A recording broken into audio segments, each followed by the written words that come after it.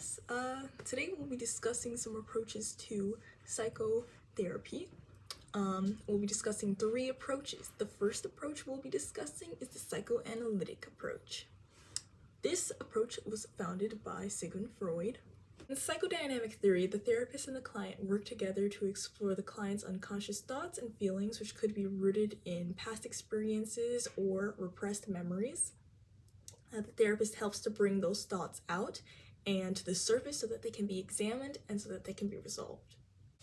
The therapist uses a variety of techniques, including free association, dream analysis, and transference. This helps gain insight into the unconscious mind and make meaningful changes in behavior and emotions. Hi Deborah, how are you feeling? I've been feeling pretty anxious. I've been having a lot of trouble sleeping lately, and I'm not sure why.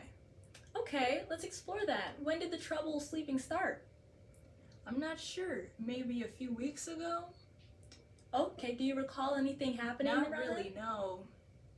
Okay, well sometimes the unconscious affects our sleep patterns, and any dreams or nightmares that you're recalling? Actually, yeah.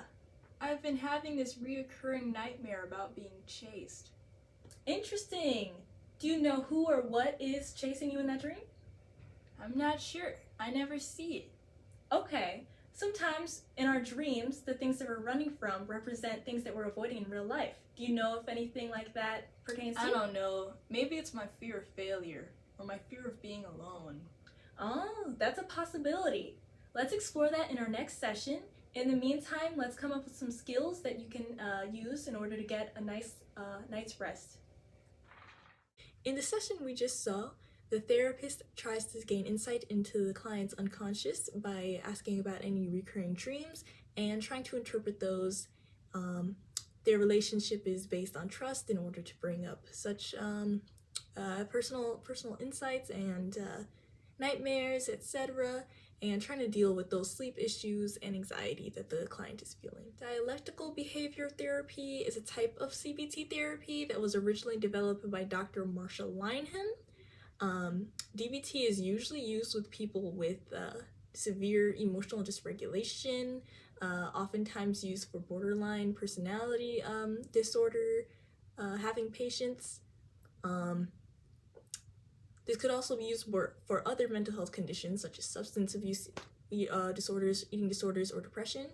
It uses mindfulness frequently and often tries to keep the client in the present.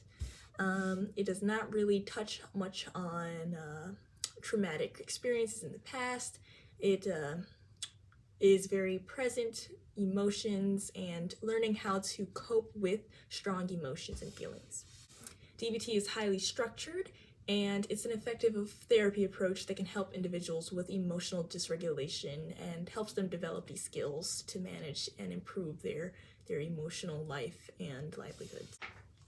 Hi Lauren, how are you feeling? I'm feeling terrible. I had a fight with my boyfriend last night, and it's been bothering me all day. Okay, let's validate those feelings. It sounds like the fight was tough.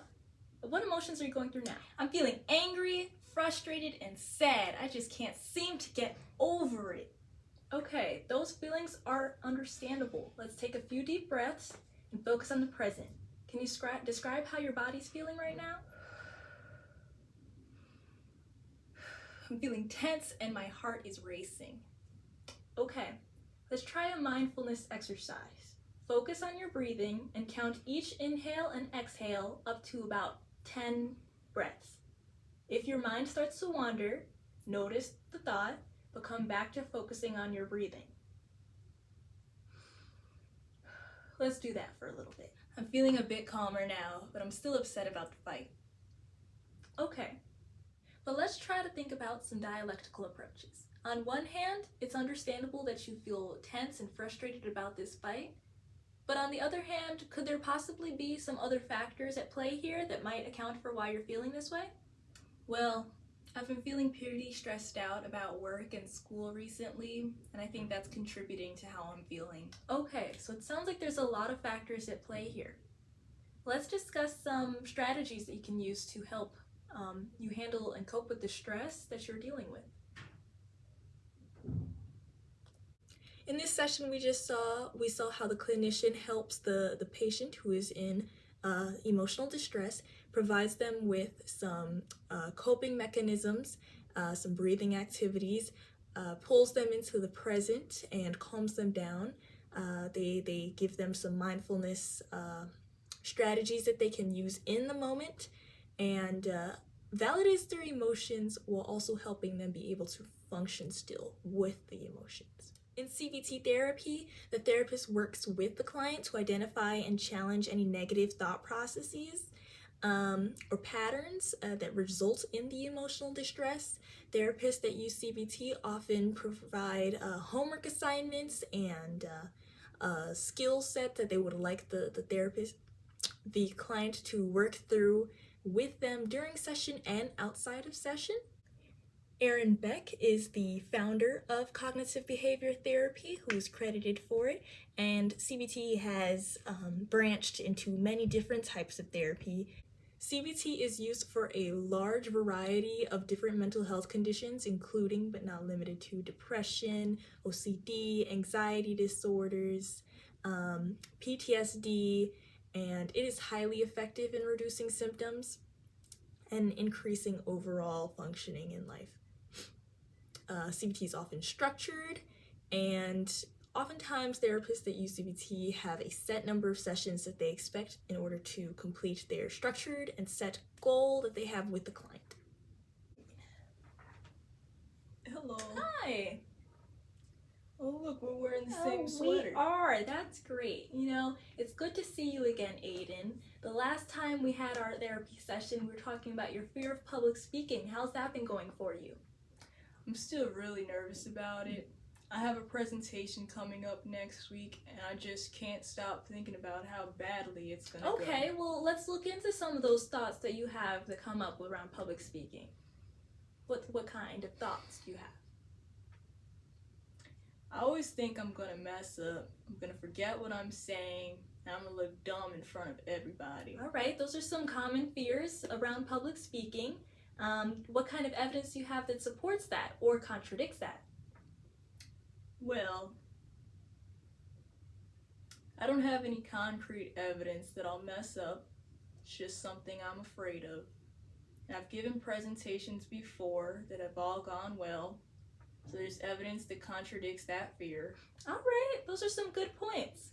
Let's try a more balanced way of thinking. Instead of I'm going to mess up, how about I've prepared? If I make a mistake, that's okay, and I'll do my best. I can try to think that way. You could also try some strategies to deal with the anxiety. You can take deep breaths during the presentation. Let's try a little bit deep breaths in the nose and out the mouth. You could also try a strategy called cognitive restructuring. That's what we just did with the thoughts. And you could also try a strategy known as positive self-talk. You would say, for example, repeat after me. I am prepared for this presentation, and I can handle any challenge that comes Well, up. that's great. You have some positive self-talk already at hand that you can lean back on. So try using those strategies. Try restructuring the negative thoughts. Try deep breathing. In this session, we see how the therapist uses CBT in order to help their client who has a fear of public speaking. The clinician provides them with multiple strategies, and as you can see, they are carrying on from a previous session discussing thought patterns and processes. The clinician gives them several strategies. They give them cognitive restructuring, which is to take a negative thought and turn it into a more positive thought. They give them deep breathing exercises as a strategy to cope with anxiety, and they also give them the recommendation of using positive talk, and the client shows that they can create a positive mantra to use when falling more into a negative or distressed or anxious thought process. Thanks for watching.